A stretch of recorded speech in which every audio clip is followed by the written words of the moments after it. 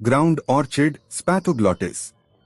A ground orchid is a type of orchid that grows in soil on the ground, unlike many other orchids that grow on trees.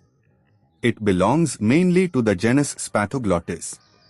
Key features: grows in soil, easy to plant in gardens and pots. Beautiful flowers commonly in purple, pink, white, and yellow. Leaves long, green, and sword-shaped. Blooms for many months, especially in warm climates. Low maintenance, needs sunlight, regular watering, and well-drained soil. Where it grows.